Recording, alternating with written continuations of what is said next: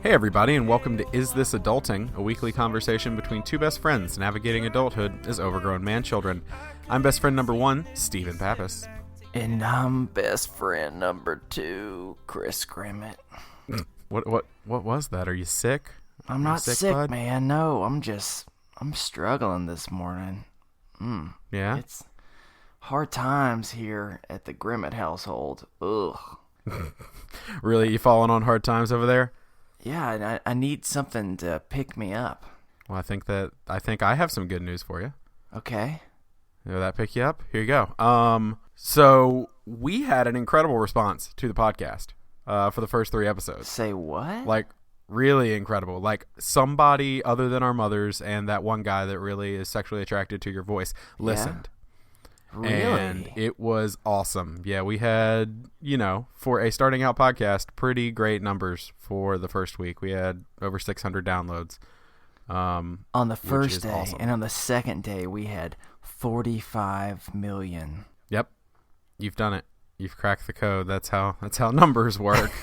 We're now the number 1 iTunes podcast. If you haven't noticed on your feed, just go ahead and look. We're pretty great. So just to be clear, if you see the name NPR as the number 1 podcast, that's really us. We gotta have a different name for it. Yep.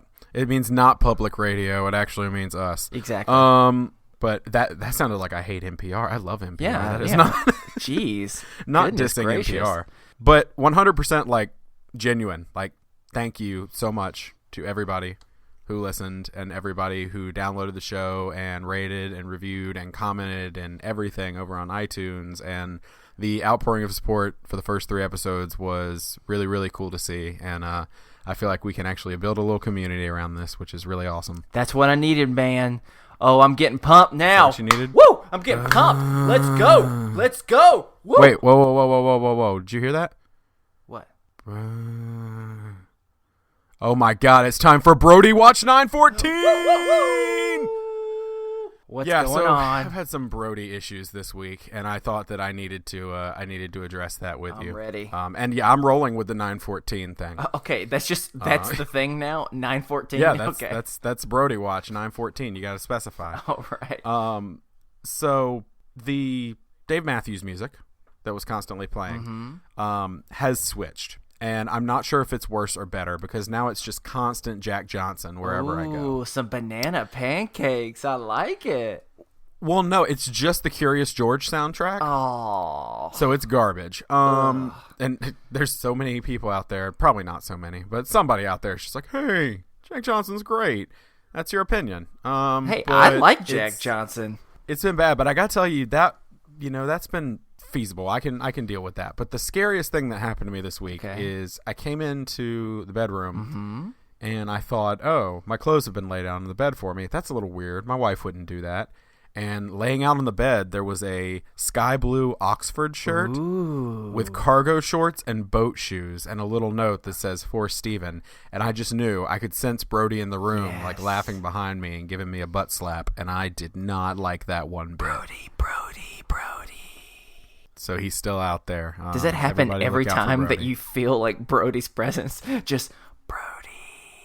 No, like I said, creepy. I hear bruh, and I feel a little slap on my ass. So it's been weird. Interesting. But yeah, so it's been an interesting week. Anything crazy? Any Brody sightings over your way? Or? I wish, man. I wish my life was like cool enough to be just walking around and have like a Jack Johnson soundtrack going on. It would be. I mean, Jack Johnson. Is that cool? Whether or not you like him, which I do, I mean, you can't deny that's just pretty relaxing music. Like, I could use relaxing music going on in my life right now. I understand that. Speaking of relaxing, we're going to start off this week, just like we do every week, with a mental health check-in. So, it sounds like you've needed relaxing. How's your week been? Woo! Goodness. Truthfully, it has not been a good week, which I know has been the case for both of us, for different reasons. This time around, it's been mostly my own stuff I've been dealing with. Just been hyper anxious, been real sensitive. I'm going to actually reference something that my wife said recently that I thought was pretty cool. She said that at her work, sometimes they just wish that they had a sign on it that says, "Today I'm sensitive, so be nice to me." And like, how awesome would the world be if we could just do that and everyone just recognized it? Like, yeah, goodness gracious, they're having a bad day. Let's just be extra kind to them. Because I need that tattooed on my forehead. I know I've been extra hypersensitive lately. But good news, real good news. Okay. So, kind of a long story, but it's looking like something I've been wanting to do for a while is go to counseling, have some extra help, just process stuff with. But obviously, I mean, that's a lot of money and it's not easy to do. I'm able to, I have a connection with a group that is willing to help me out, subsidize it. So I'm super excited. So in a couple weeks, I'm going to be starting that. And so, yeah, I'll keep you updated, but, I'm excited. I think that'll be a really good help. What about you? Well, I'm always the one that's like, well, it's been a bad week. And so this week I was coming in, I was like, I'm going to be like, it's been a great week. Which it wasn't a terrible week. And then last night happened. And it was a mess. I will not go into the full language of what I'd really call it, but it was cluster, dude. I had, for seemingly no reason, the biggest panic attack or panic episode that I have ever had in my life. I was just laying on the floor of our master bedroom, like sweating, and my heart was pounding. I couldn't stand up. I was too dizzy. I was weak. I was convinced that I was having a heart attack. I was going. My wife was 3 hours away on a trip, and so she actually left where she was and drove back. And so I've got a doctor's appointment today, and I've got to figure out meds and stuff because clearly something's not working. So yeah, not good overall. And like I said, I was going to come in here and be like, oh, I'm doing great. Things are good. But then I was like, nope, that's not what this is about. This is about being open, being honest, not placing that stigma and that need to be fake about it in front of people. Because, I mean, I got a few messages over the course of this week where people were just thanking us for being so open about this stuff and being honest, because they were like, it sucks, and it's nice to have somebody not sugarcoat it and not tell you like, oh, well, I'm okay. Yeah. But to be honest enough to be like, no, I'm not okay. And so, yeah, mental health this week has been garbage. Yeah. Last night kind of ruined any sort of goodness that the week brought. But I am slowly finding that I am a little more in control than I thought I was. I had a friend tell me that yesterday and point out that in some ways I am in control more than I may think I am. And definitely, dude. That helped me for most of the day until the big episode. So I'm going to try to keep thinking that and keep on pushing forward. Just keeping those positive thoughts, man. Sometimes that's the best thing you can do. Yeah. And we had somebody actually write in with a brief mental health check-in. Cool. As always, we're going to keep these confidential. So I'm going to call this person Mr. Shoeshine. This is Mr. Shoeshine. He's from the 1940s, see? Extra. Yep. Mr. Shoeshine. Mr. Shoeshine. Mr. Shoeshine. Mr. Shoeshine's the best. Bring me that's what I was Mr. thinking. Sandman. Okay. I'm glad we went the same place, though. No, this person just wrote in and said, I suppose I'll join your new tradition of giving a weekly mental health check-in. Honestly, this past week's been rough. I currently spend 3 hours in the car driving for 5 hours of graduate classes twice a week. Ooh. And I started working at my part-time job again after being on leave of absence since July. Being in a new place with new people is always stressful, and honestly, after listening to the show and hearing Steven mentioning the passing of his dad has me thinking of my own dad's passing. I've been thinking of writing this email for a day now. The best way to summarize my current mood is melancholy. That's just where I am right now. And Mr. Shoeshine went on in the email, and I want to say thank you to him, by the way.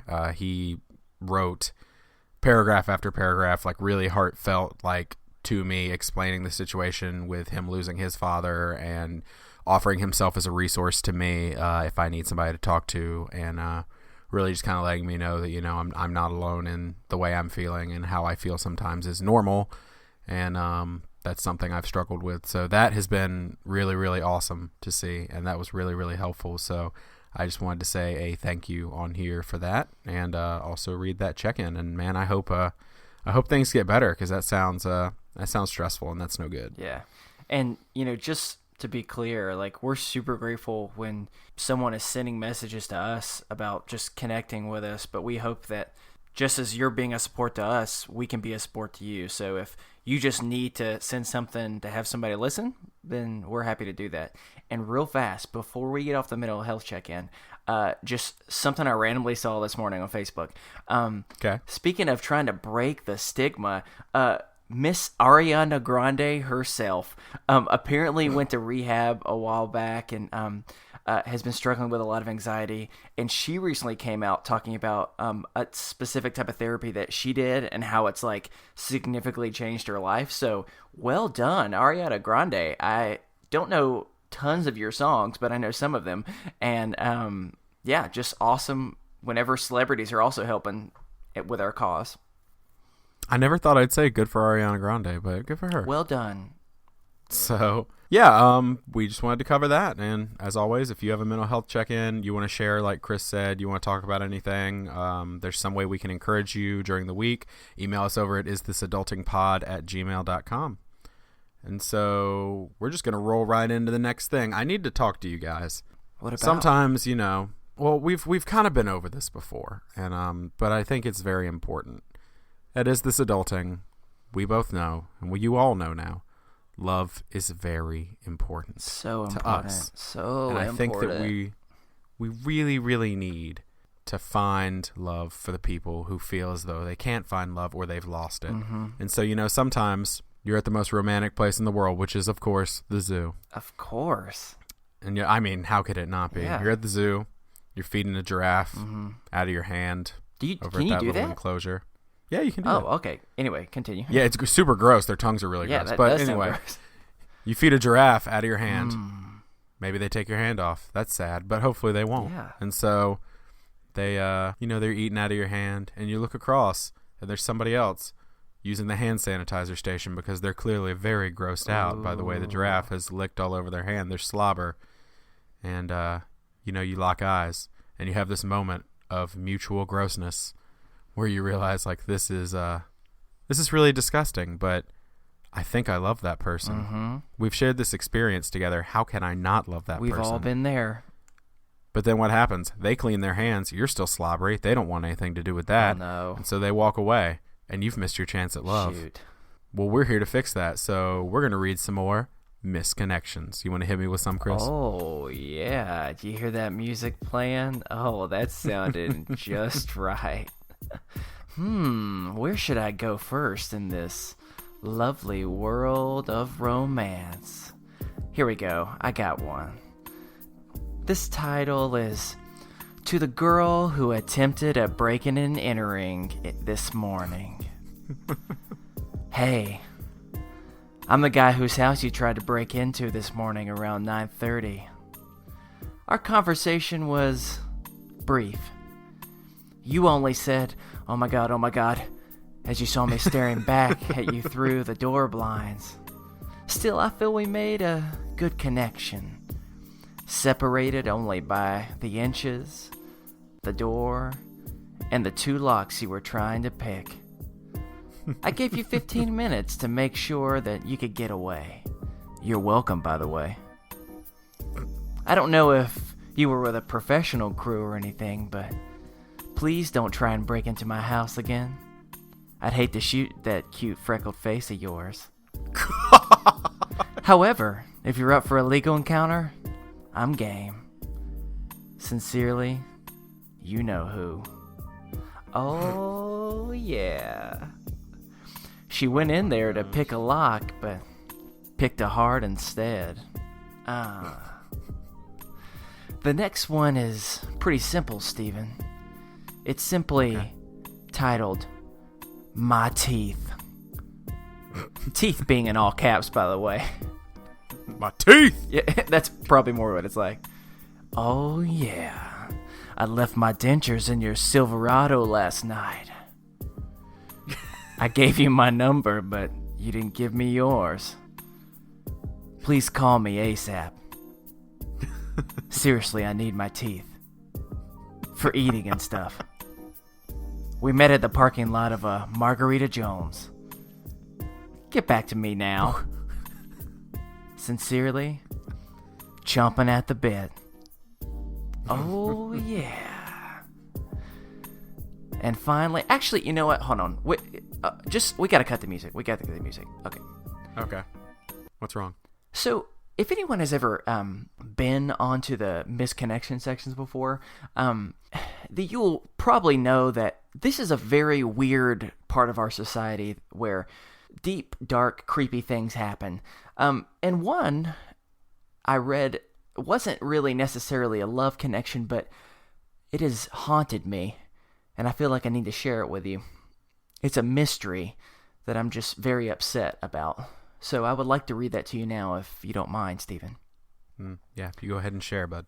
It's entitled, Who Put the Dead Bird in My Mailbox? Oh, my God. Yes.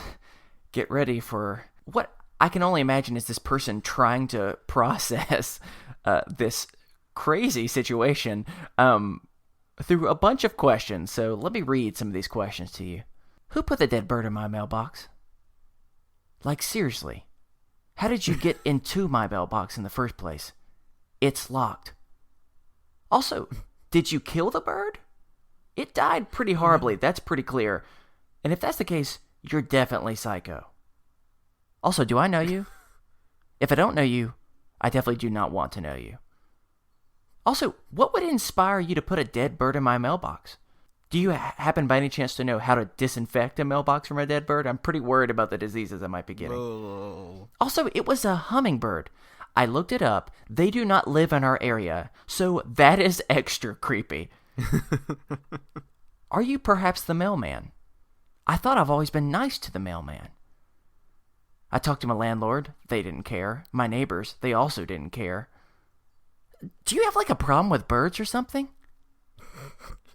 Don't ever put anything in my mailbox again, unless it's an apology. No, I take that back. I don't want apology either. And what am I supposed to do with this bird? You put it in bubble wrap in a shoebox, and now it's just in my freezer. Am I supposed to like bury it or something? Well, I guess I could go like to the canal, but I feel like that seems undignified. I could drop it in the ocean, but the ocean is big and it's such a small bird. I could put it in the toilet, but then it might get stuck. Is this Ricky? This better not be Ricky. Don't ever put something in my mailbox again.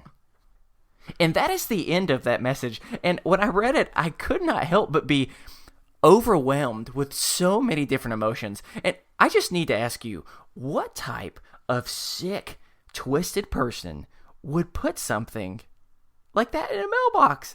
A very, very sick, twisted person. That's like early indicators for a serial killer. I know. Like you gotta watch that stuff. Like, that's not a funny joke. Okay, and that's exactly what I want to talk to you about, because that's what our first section is all about today. You know, it's April, and as everyone knows, April 1st is April Fool's Day, which all of a sudden moves into this whole area of just pranks and everything like that. And I don't know if this is supposed to be a prank or if it's something even weirder. Now, if it's weirder, then well, she needs to call the cops. But if it's a prank, that's a whole different conversation that I would like to talk to you about, because I've been thinking a lot about pranks lately. And what are your thoughts? I'm struggling with what opinion I have. It depends on the prank. Okay. I'm not a big fan of pranks, like in the least little bit. Depending. Like, there are harmless pranks that are not like over the top and not terrible that I'm just like, I can get behind that. Like, that was kind of funny. But like anything that makes the other person like extremely uncomfortable or extremely like feel like they're in some sort of crisis, or really anything that just like really frustrates me, I automatically write off. I'm like, nope, bad prank, don't like it. Mm-hmm. I don't like April Fools. I can't stand it. I don't know why. Are you speaking from experience or something? Did someone do a prank to you that was bad? I mean, there's been some pranks over the years. I'm trying to think specifically. Like, there are some harmless pranks. Like, okay, we both know a prank that took place. Okay. In a group that we were a part of during our time at college. And so there were more than one. So which one are you referring to? Well, yeah, there were a lot of pranks, but so there was the leader of the group. We were at a campus ministry, and the leader there got pranked a lot. Yes. And like some of the more harmless ones. Okay, this guy despises mayonnaise. Mm-hmm. I mean, to a level that like I've never seen with somebody. Well, he's like scared of mayonnaise, like which now seems normal since we've known him for so long. But when I really say that statement, I'm sure people are listening are like, wait, he's scared of mayonnaise? Like, yes, he's terrified of the mayonnaise. Like he doesn't just not like it. Like everything about it like terrifies him. Yeah. And so some friends of ours who were never named went to the dining hall and got 9 plastic cups of mayonnaise with lids on them. Uh-huh. And they labeled them 1, 2, 3, 4, 5, 6, 9, 10, or 7, 9, 10. So they left out a number. So there were only 9, but they had him convinced there were 10 in his office. And that tormented him for weeks. And to me, good prank. Like, that's fine. Nobody's getting hurt. Like, nobody's bad. Nobody's property is being damaged. No anything. Or we went into that office. I was part of a group that went into his office and literally turned everything around and upside down. Yeah. Every picture in every frame, every book on every shelf, faced the shelves against the wall, turned his desk upside down. I mean, we did everything. Probably a little more harmful of a prank and a little kind of jerk move of me at the time, but still not like damaging things and doing terrible things. But a couple were done to him that I've been sworn to secrecy about that were actually like, you could have damaged property, you could have hurt somebody. Like that stuff's not funny. So yeah, well, I think that's the whole thing about pranks. There is a very specific line, and if you cross it, then it just goes to a place of like, what were you thinking? And oh yeah. So here's some of the pranks that I don't mind. Like, I don't mind a prank that is pretty harmless in itself. Or even if it's a prank that's a little bit more intense, like, so flipping the all the furniture over, it's not necessarily intense, but it's going to be time consuming for him to have to get that all back.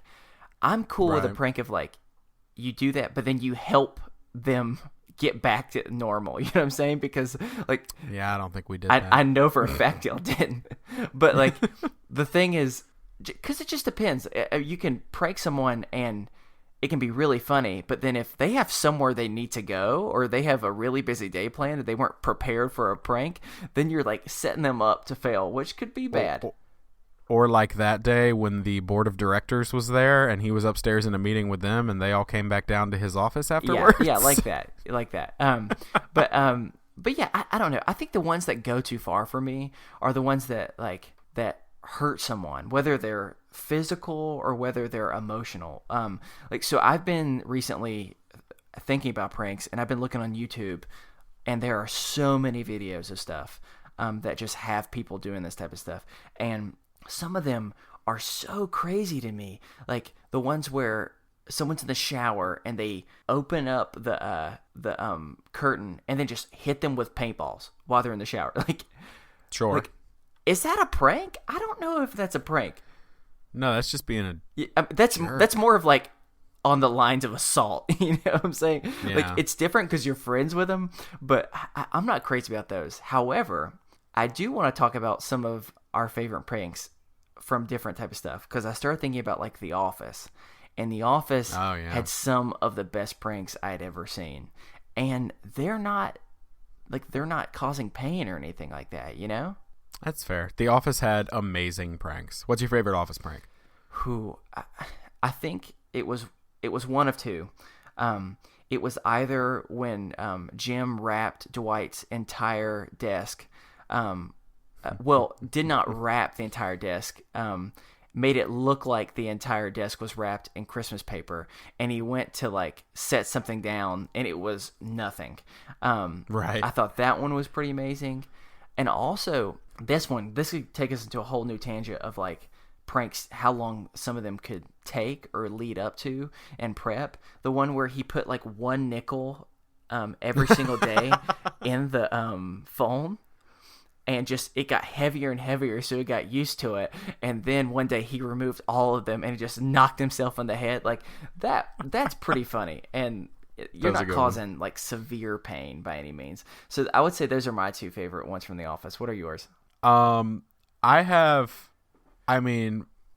I probably have a couple, but I have a clear winner. My runner-up would be the whole impersonating Dwight that everybody knows. Yeah. Where he dressed as Dwight and came in and was obnoxious, and that was great. But I think my absolute favorite one was for, I want to say they actually did it for an April Fool's thing, but Dwight comes in and Jim is sitting there, but it's not Jim. It is an Asian actor that Jim has hired that's a friend of theirs from an acting class. And he's sitting there and he does everything with Jim's mannerisms, including the way he looks at the camera and like does everything. And just like, he's like, Dwight, what are you talking about? Like and he's like, well, what order did you close yesterday? He's like, oh, the so-and-so order? I had so-and-so and so-and-so numbers on that. And like, you can tell Dwight is just getting more and more confused. And then, he asks Erin at the desk, like, who's this? And she's like, that's Jim. Are you okay? And like, then Pam comes by and goes like, hey, good job closing that deal yesterday. And like kisses the actor on the lips and like goes and sits down at her desk. And it's just like, they've played it up so much, and paid this guy for a day to come in and be Jim. And it's amazing. Like, that is definitely my number one. Yeah. I think just when pranks are super elaborate, they're extra good. Like they just, you have so much more respect for all the work that went into it. Like, so it started to make me think of, it's been, I guess, like 10 years by this point now, but when College Humor, the website, was really, really big, there was this thing going on for a while called Prank Wars between two of the guys that worked there. And some of them were, in my opinion, they almost crossed and went too far because they were really, really bad. But some of them were also, without a doubt, the funniest pranks I'd ever seen. Like, so right. I'll just say the one that was the worst, and I'll say the one that was the best. The one that was the worst was this guy went with his girlfriend at the time to like a Yankees game, since they were both baseball fans. Right. And they're sitting there, and his friend had spent like $500 to have a wedding proposal put on the screen and have them announce it, and have them like on the camera and everything, and says like, will you marry me? And it was clear that it was this guy. And so the girl stands up, super shocked, like crying, and says yes. And he's looking like, I didn't do this. I and at one point he was just like, I don't want to marry you. And he didn't mean it like that. Oh, no. But then he gets slapped. And it's a horrible situation. Like, don't get me wrong, the idea is really funny, but sometimes I feel like pranks are best in your mind and not necessarily like being implemented in practice. And that one was really, really bad because, it'd be one thing if it was just him that you're embarrassing. Like, you're causing a lot of embarrassment to the girl who did nothing wrong.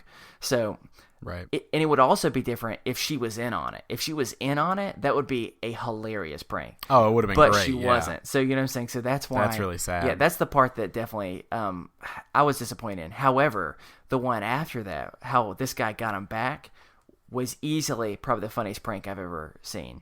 So they're at like a college basketball game. And the guy who is doing the pranking isn't there, or they don't realize he's there, and so they set it up to where the friend gets a chance to shoot a half-court shot, and the whole thing is you shoot a half-court shot blindfold, and if you make it, you get $500,000. And so he was getting super excited. They took him back into the back to be able to sign all the waivers and everything.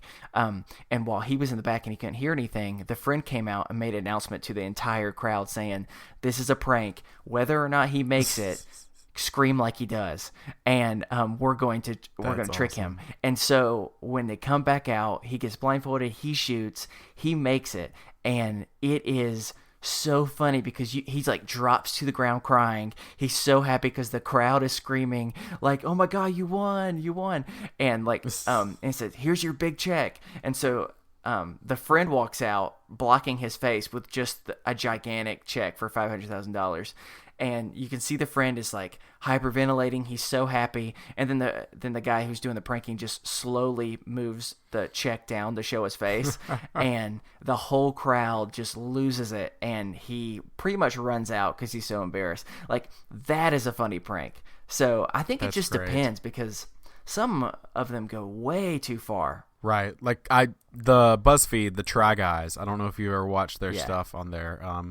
It's, for those of you that don't know, it's 4 guys who try like different things for a week. Like they tried labor. Like, what's labor like? And so they were hooked up to this machine that shot electrical impulses like through their stomach of like labor pains, and that was interesting. Or they do different things, but they did one of pranks, and they spent 2 weeks like hardcore pranking each other, and it escalated to a level where like some of them were really funny. Like one of the guys, they hired like 7 actors who looked like him to dress in identical outfits and then follow him around all the time and be different versions of him. I can't remember the guy's name, but like the hot version of him or the geeky version of him, or like different things of like just to make him uncomfortable.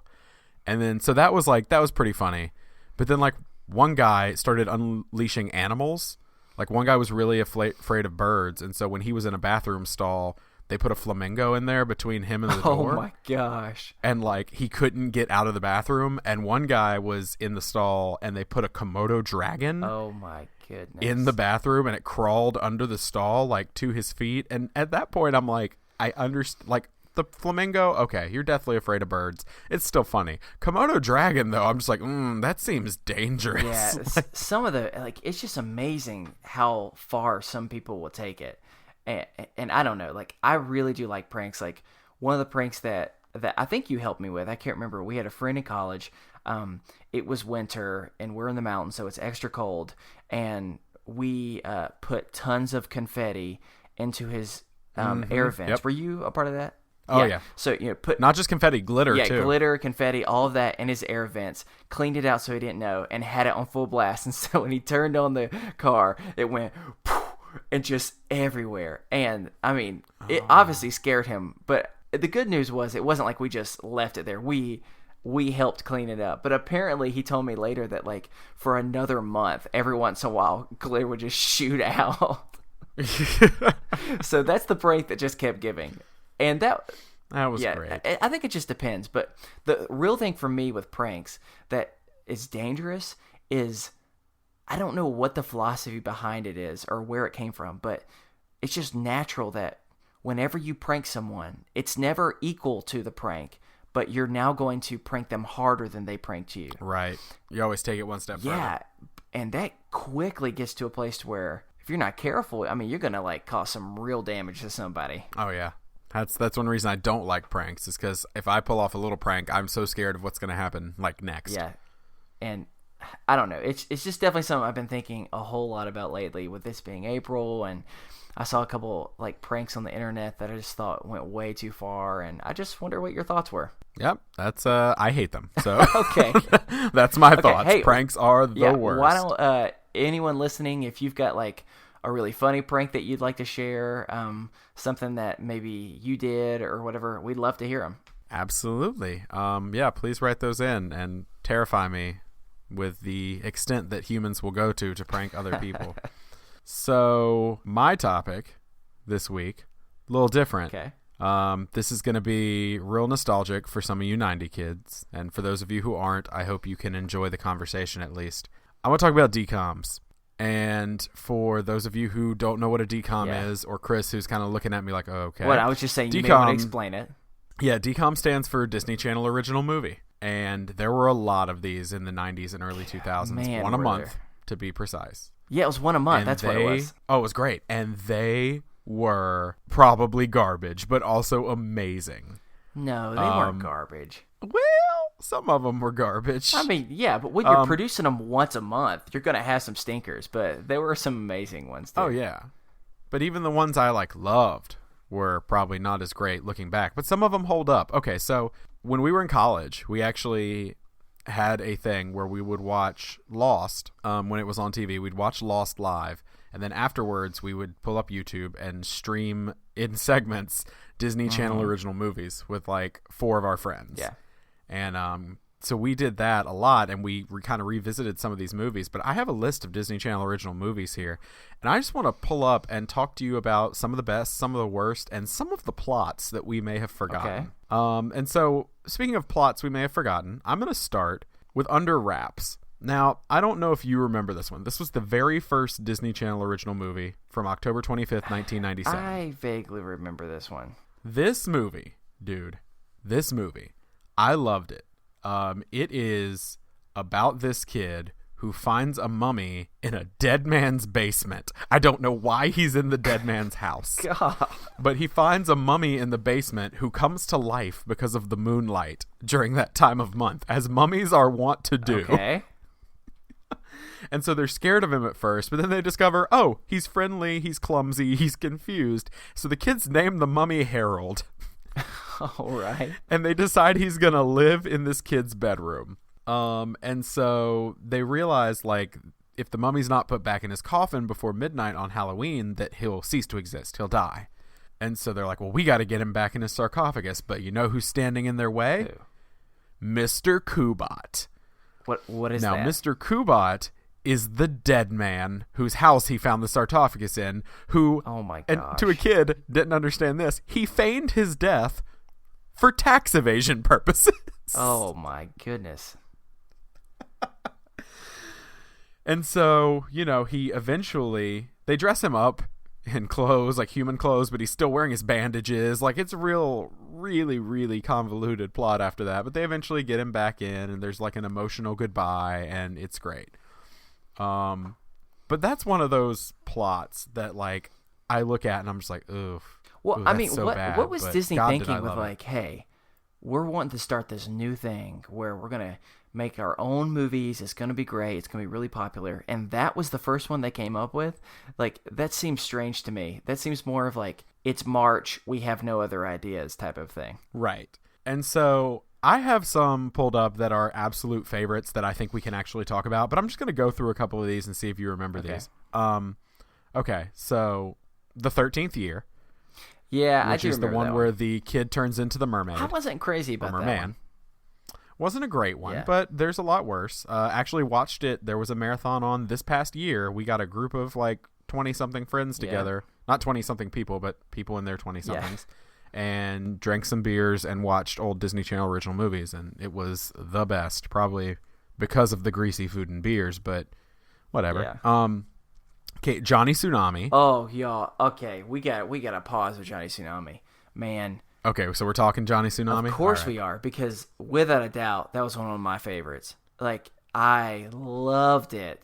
And I don't know if maybe it's just because I secretly always wanted to surf and snowboard and that type of stuff or what, but it was just such a good movie. Like, I would sit down and watch it right now if I could. I'll give you that. It was fun, and it had the guy that played Jet Jackson in the movie as well. He was on a show called The Famous Jet Jackson, which was another movie, Chapel Hill. And that was another one that I loved. Oh yeah, it was great. Okay, so let's see. We got, there's almost too many here that I know we're gonna want to talk about. So I'm trying to like narrow it down, because there are things like The Luck of the Irish, which was great at the time, but now looking back is probably garbage. But it did have the guy that played Lassie on Psych, so enjoyed that. True. He was the villain.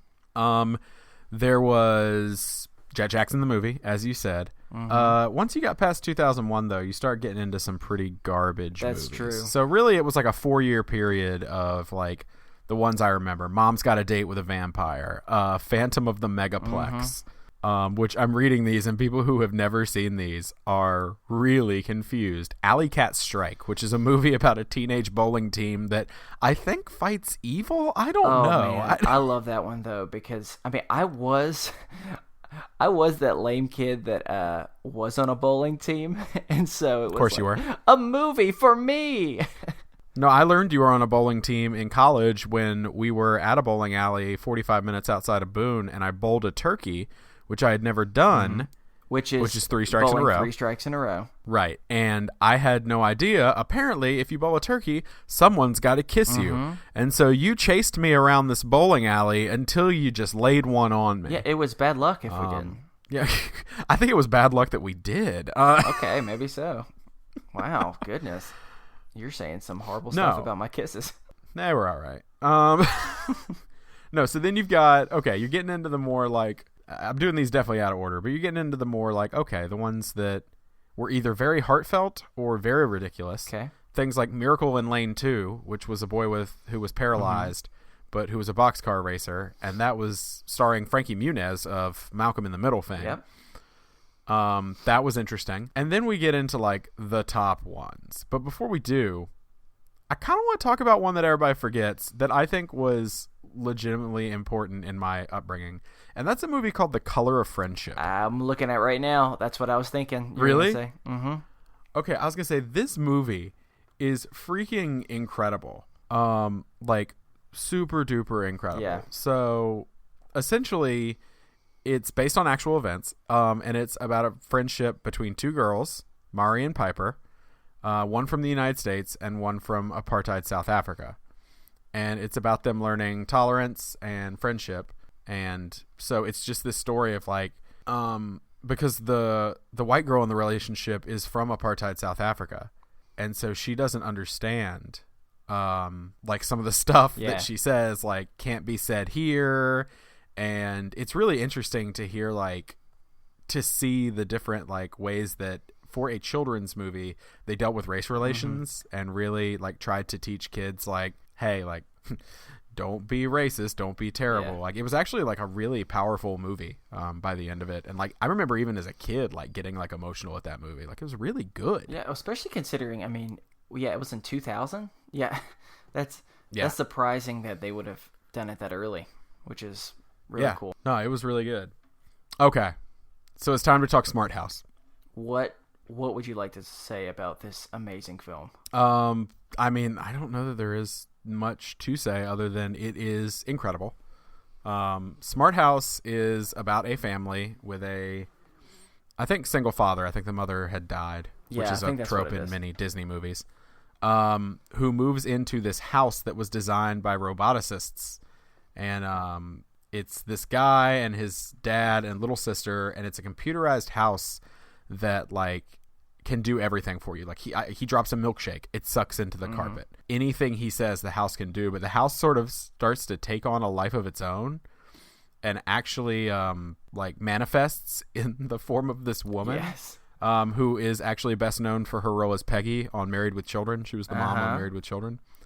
But it manifests as this woman. I can't remember the name, but it's like this overbearing mother character that the robot house takes on.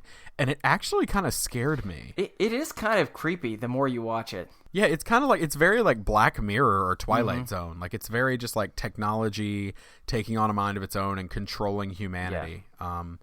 And that was not something that I was super down with. It is always fun though to watch movies like project what they think the future of technology is going to look like, and how often it's just completely unrealistic, which is the case especially with this movie, where it's constantly just really, really weird technology that why would it exist, you know? Right. And then some technology, some parts of it where it's, you know, it probably does exist now. Yeah, that's true. And we thought it was like so cool back then. Okay, so just for time's sake, I am going to name off the next three, and I think we're just going to agree that they are great. Okay. Don't Look Under the Bed, which terrified me as a child, but it's about the boogeyman. Yeah, and, I don't like that one because it's scary. The protagonist in that is named Larry Houdini, just so you know. It's real garbage. Xenon, Girl of the 21st Century, which was about a girl that lives on a space station because that's what we were all going to do in the 21st century back then. Especially since you got to remember that Raven Simone is in that. Yep. Yeah, she was a star in that. It was so good. It was. And Halloween Town. So Halloween Town, it's literally what it is. It's a family that figures out that they're witches and they live in this town that's Halloween and they have to stop the evil Calabar and all that stuff. Cool. But there's one movie that we're forgetting. We're probably not forgetting. And we're not forgetting. But everybody's probably going, why? How haven't you talked about this? Why haven't you talked about this? Because, of course, we're saving it for last. And that is the 1998 classic Brink. Now, for any of you who read my blog, lateralentry.wordpress.com, shameless plug. Any of you who read my blog, I wrote a post called the Tao of Disney, and it's about being Zen through Disney. And I know that's weird, but in a lot of ways, Disney has taught me how to chill out.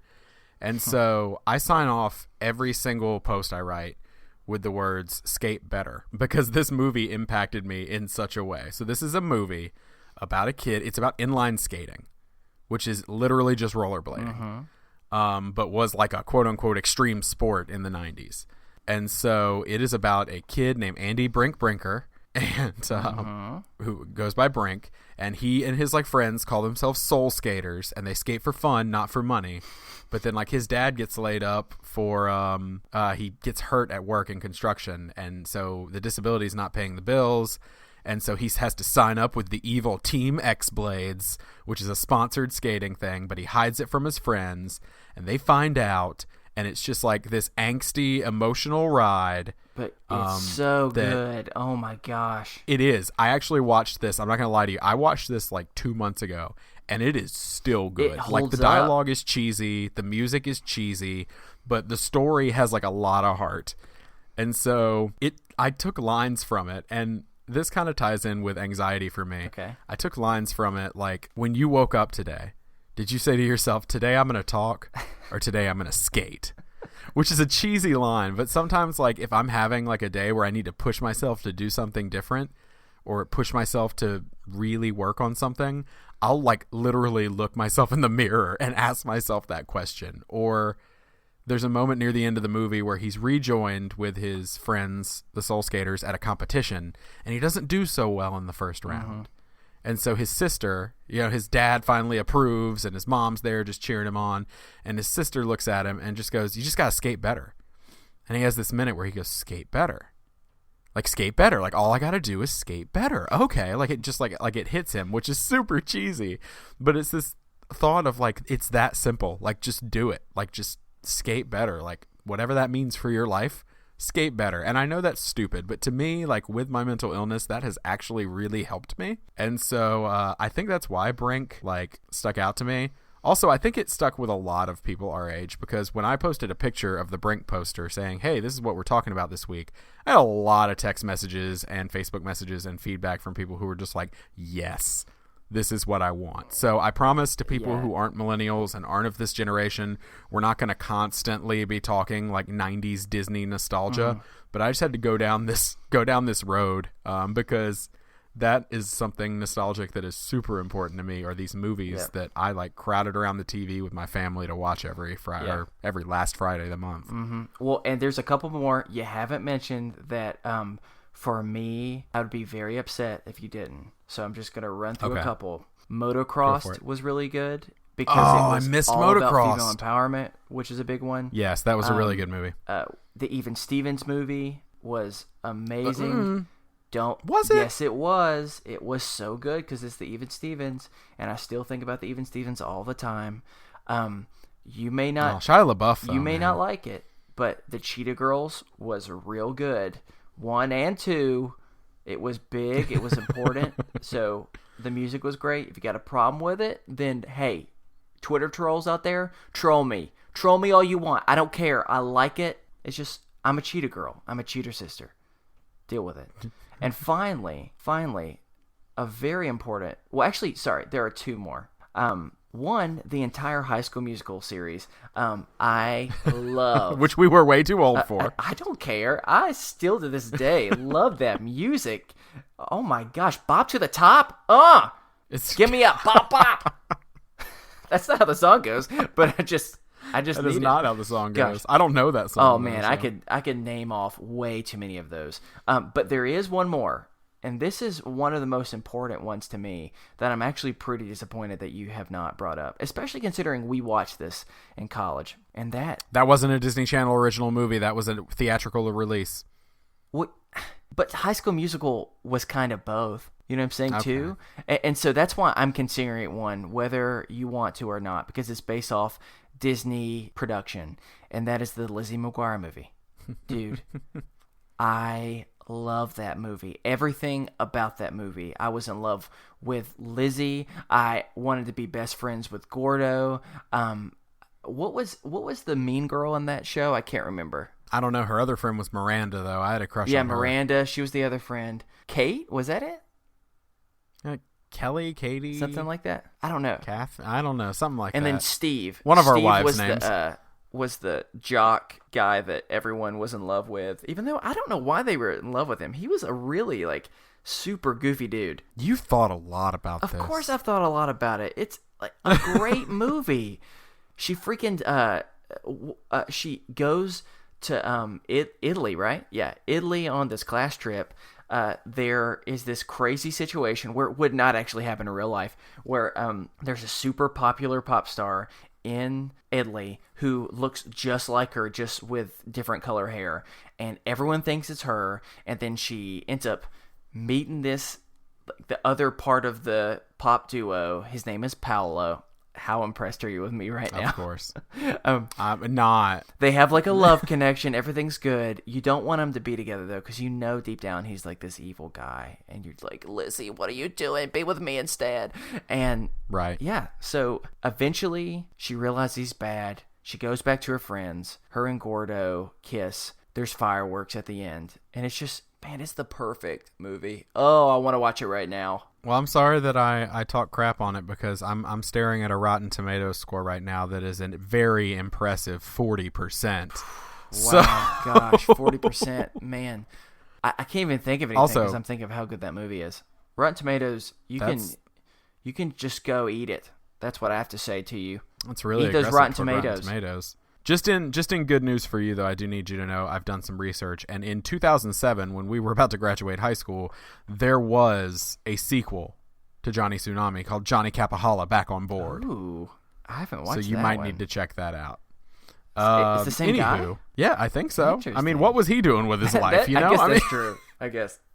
He kind of peaked in 1999, unfortunately. Yeah, I mean, I not to talk crap on that guy, but I mean, interesting. He's more famous than we'll ever be. That's definitely true. All right, if you'd like to send us a topic for discussion or a mental health check-in, or you have anything else on your mind you just want to talk to us about, you can send that over to us at isthisadultingpod@gmail.com. Yeah, and you can follow us over at on Twitter at isthisunderscoreadulting. You can find us on Facebook. And also, if you can, make sure you help spread the word of this podcast by subscribing. You can go up there and rate it. Of course, we'd love 5 stars or whatever you feel is appropriate. And even if you can review us all on iTunes, we cannot stress enough how important this is for new podcasts who are just starting out. The way that other people are able to usually find out about it is not just by randomly typing in words, but looking at what's popular on the charts. And if you could do that for us, we would absolutely be so grateful. Awesome. Yeah, and we are also currently entirely listener supported. So if you like what you hear, please consider clicking over to patreon.com/isthisadulting, pledging a monthly amount. We really do have tons of cool rewards, exclusive content. We put our first bonus episode up this past week for people who support us over there at $5 or more, so they have access to that. It's our first run through from when we tried to do this the first time, and I had worse equipment, and it was funny, but it was real weird. It was weird. good, though. It was. It came out all right for it being the first time. And so we have stuff like that over there, and that's going to keep on coming. We're going to keep recording bonus episodes and all sorts of stuff, and that helps us out so much over there, because we are really trying to do something. Help us out. I need a win. Had a bad week. So we'd like to thank the collection for the use of our theme music, The Borrowers, off their album Ars Moriendi. That's going to do it for us here on Is This Adulting this week. I've been your best friend, Steven. And I'm your best friend, Chris. And remember, kids, be happy, stay healthy, and go hug someone. Because you never know. They may just be best friends with Lizzie McGuire, and they'll introduce you, and then you become friends with her. And over time, she realizes that you're the real go-to in her life. And after years of being a kid who with a major crush, you'll finally have your love reciprocated. Are you all right? You gonna make it? What? Oh, oops, sorry. You just got lost Lizzie, there for a second. I'm Gordo. I promise. All right, have a good week. Bye.